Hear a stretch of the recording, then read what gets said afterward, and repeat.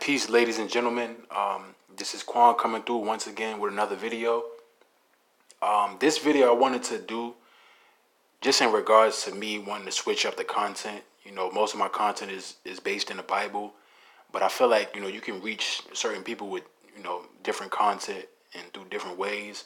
That doesn't mean that I'm gonna stop talking about the Bible or edifying people in regards to the scriptures, but it's important that we switch it up, from time to time so we can broaden our content base.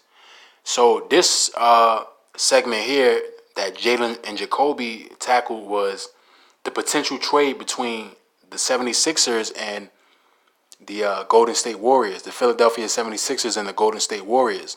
And, as you can see, the potential trade between Ben Simmons and D'Angelo Russell.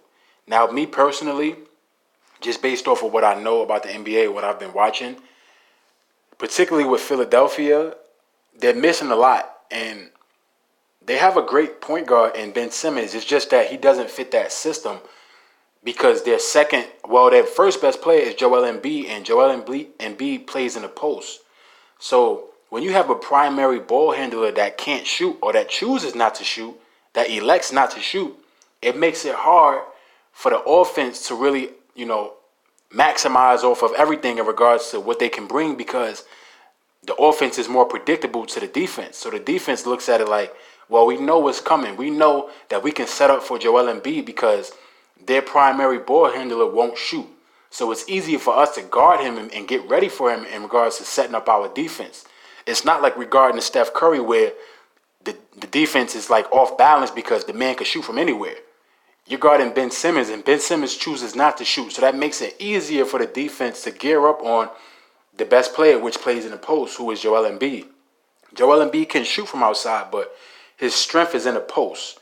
And basically, he can't maximize off of his strengths because the primary ball handler cannot shoot. So it makes it hard for Joel Embiid to really dominate.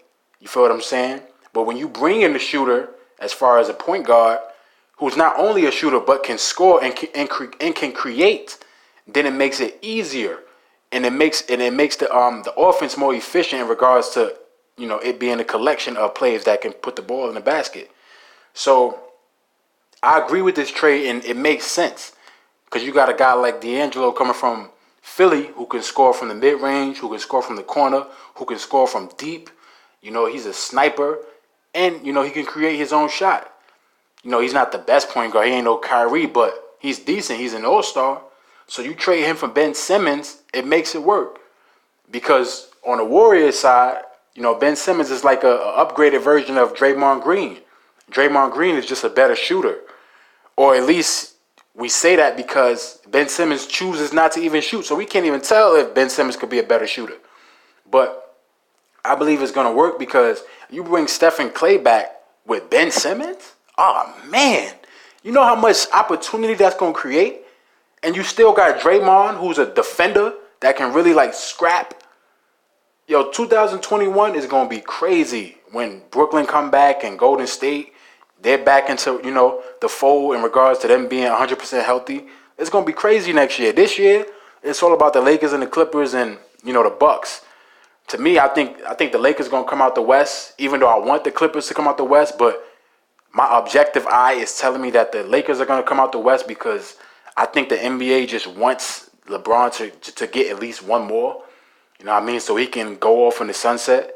But, going back to this trade, I believe it's a good trade. And I believe that it's going to happen. And it's going to make the 76ers better. And they're going to go to the finals. They're going to beat the Bucks in the Eastern Conference Finals. They're going to face the Lakers. I'm not even going. You know what? I'm not even going to be 100% on that. I believe it might be a toss-up between the Bucks and the 76ers, but I really do truly believe that the Lakers are gonna win the West and they're gonna win the championship. But as far as Philly, I believe they do need to make this trade because they're lacking. They're lacking in offensive proficiency and just production overall because your primary ball handler does not want to shoot the ball. And, he is great at other things. He can drive. He's a great passer. He's multifaceted. It's just he chooses not to shoot. and that really stagnates the offense. So I'm gonna let them talk about it, and I'm gonna chime in here and there. Player and doing this job for as long as I have, sometimes you say controversial things that people take personal. And I remember being a person saying, I love Ben Simmons. I love Joel Embiid. But I don't think they can maximize their potential together. They're both so very talented that you got to build a team around Joel Embiid that people can make shots and create opportunities for him and not clog the paint. For Ben Simmons, you have to create a squad around him where he can basically be a power guard, where there's shooters around him. Right, he can be more so like a point forward. Now, I mean, he can't be a point forward when you got a guy that's great in the paint as far as, post moves and so on and so forth. And Joel Embiid can shoot from the outside here and there, but like I said, his strength is more so in the post. So, like Jalen said, that clogs the offense. That clogs up the paint because the offense is predictable. You know what's coming most of the time. You know that you're gonna get the shooters in the corner or on the perimeter that's gonna be, just waiting to spot up from the kick out from Ben Simmons because that's all he's gonna do is kick it out or drive. Like his game is kind of limited because he doesn't want to shoot the ball. Even if you miss it, just at least try to shoot it. So that way that can take the pressure off of Joel Embiid. You know what I mean? And a big that can catch lobs like Capella or DeAndre Jordan. Since they're on the same team, it clogs the paint and distorts the spacing. If I'm the 76ers, I'm not giving up Ben Simmons for D'Angelo Russell. I just feel like Ben Simmons is not only the better player now, but has more potential to be better 2-3 years down the road. I'm not making that trade. He does have the potential to be better, but it's all based in the system in which you're playing in.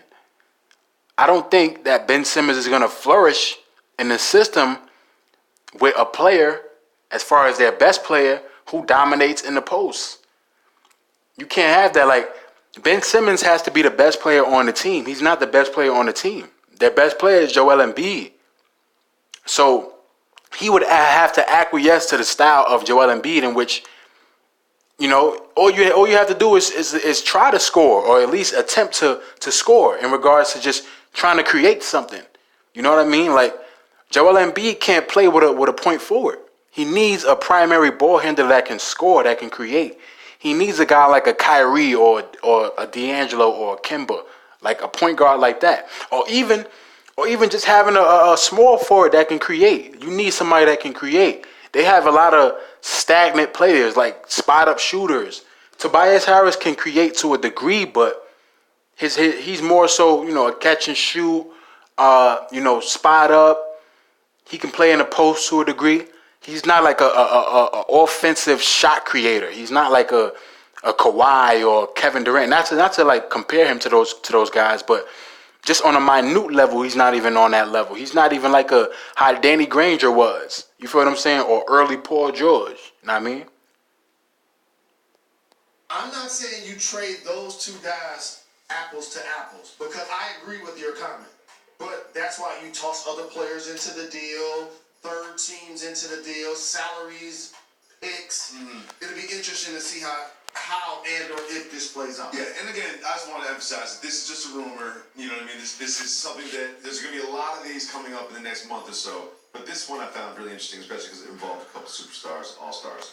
Now, I want to tell you something happened in the NBA that's never, ever, ever happened before. 2 40-point triple-doubles. And James Harden with a 40-point triple-double is an amazing accomplishment. But you wanted to talk about this back and forth. I did want to talk about this fashion. They look like they're both in 2 different states. Trae Young's wearing shorts like it's 95 degrees, and James Harden's wearing a coat like it's 45 degrees. Listen, I give them all the credit in regards to them being able to put up 40-point triple-doubles. But they did shoot, a combined 20 for 64. So we got to look at the inefficiency. You know what I mean? James Harden is an elite scorer, proficient, efficient to a degree, but they combined for 20 for 64. So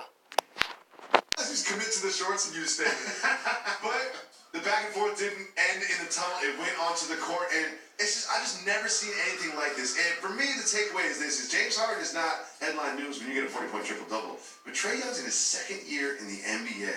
This young man is going toe-to-toe with the MVP. So let me show you guys how this works behind the curtain. Oh, okay, please do. Giannis is the MVP right now, so I don't understand what this guy talking about. I mean, James Harden, for all intents and purposes, he's playing like an MVP, but Giannis is the reigning MVP, so. So you trade, in theory, Trae Young for Luka Doncic, and you get the pick. Yep. DeAndre on the fourth pick they took from Virginia. What's the kid's name? DeAndre Hunter. So now all of a sudden, you evaluate their numbers. This is why you can't evaluate players off the statistics. If I wrote both of their numbers on a piece of paper, they're pretty similar. Oh, yeah, they're close. They're pretty similar. Close. But the difference is one player is not only in the West, but he's one or two games out of the 2 seed, depending on what day it is. There's 17 teams, 1 or 2 games. The other player is flirting with one of the worst records in the conference. So as management, now you go back to the drawing board and you have to ask yourself, what's the difference? Listen, 2021, I see the Hawks really doing something next year, for real. Because I believe they're going to make some trades. I believe Drummond is coming there. You know, Drummond is a beast on the boards. The man he could average 20 and 16. Like, that man is a beast on the boards. So I believe they're going to get that trade off as far as getting Drummond.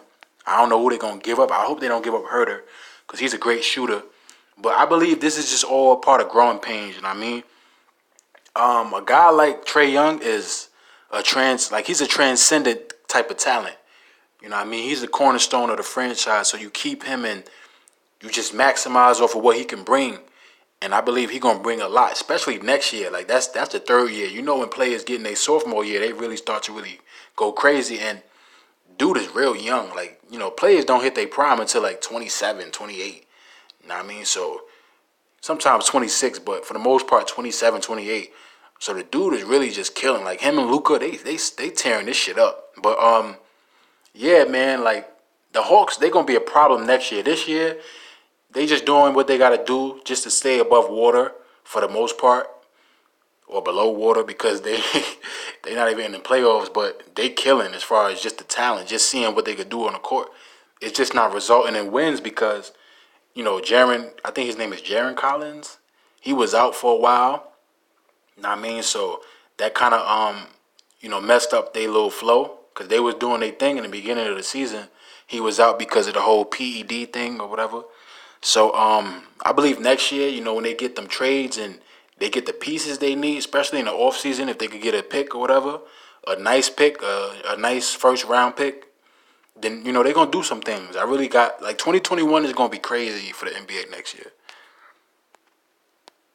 And if I'm asking you just blank stare, and KP hasn't been playing, whose roster do you think is better between the Mavs and the Hawks? I know the answer because I'm watching the games, but if you just did paper, I would probably say the Hawks. But I know the Mavs are a better team in my heart. But either way, it wouldn't be far off. No. So that's the soul searching that Atlanta's gonna have to do this offseason. They got some soul searching to do because they have the worst win-loss record in the National Basketball Association. And I wouldn't be surprised if they made some moves before the trade deadline. So Jalen, there's a rumor. They're trying to get Andre Drummond. There's a rumor. We need him in Detroit.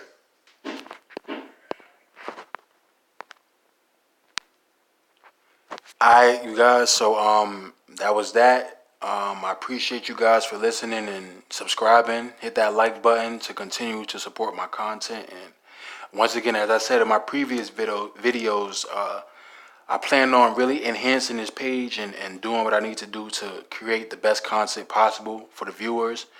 And I just appreciate you guys for your viewership. Thank you.